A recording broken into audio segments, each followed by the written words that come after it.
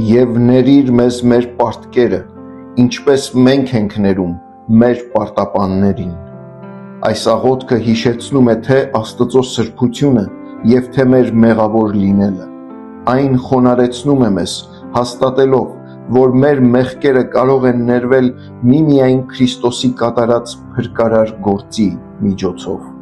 Նրա քավիչ արյունն ապահովում է այն լիարժեք ներումը, որը մենք չենք կարող վաստակել ինքներս մեր համար։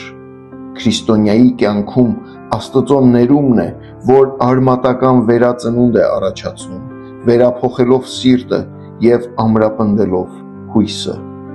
Իսկ երբ կանգնում և թողություն ենք խնդրում Աստծուց այս աղոթքը արտասանելով, մենք պետք է հասկանանք, որ Աստծո առաջ պայման ենք դնում, ներելու մեզ, ինչպես մենք ուրիշներին ենք ներում, ովքեր մեր հանդեպ սխալ կամ վատ են վարվել։ Աստծուց մեր պարտքերի համար ներողություն խնդրելով մենք խոստովանում ենք մեր մեղքերը և հենվում Քրիստոսի գործի վրա, որը խաչի վրա մեր մեղքերը կրեց։ Բայց այս աղոթքը այստեղ չի ավարտվում։ Տեր Հիսուսը կոչ է անում իրեն լսողներին և զգուշացնում, որովհետև եթե դուք մարդկանց ներեք իրենց հանցանքները, ձեր երկնավոր Հայրն էլ ձեզ կների, իսկ եթե դուք մարդկանց չներեք իրենց հանցանքները, ձեր Հայրն էլ ձեզ չի ների ձեր հանցանքները։ Չներելը ինքնադատապարտություն է։ Երբ մենք չենք ներում, մենք ոչ միայն խախտում ենք Աստծո պատվիրանը, այլև չենք գիտակցում իր ողորմության խորությունը մեր հանդեպ։ Ներել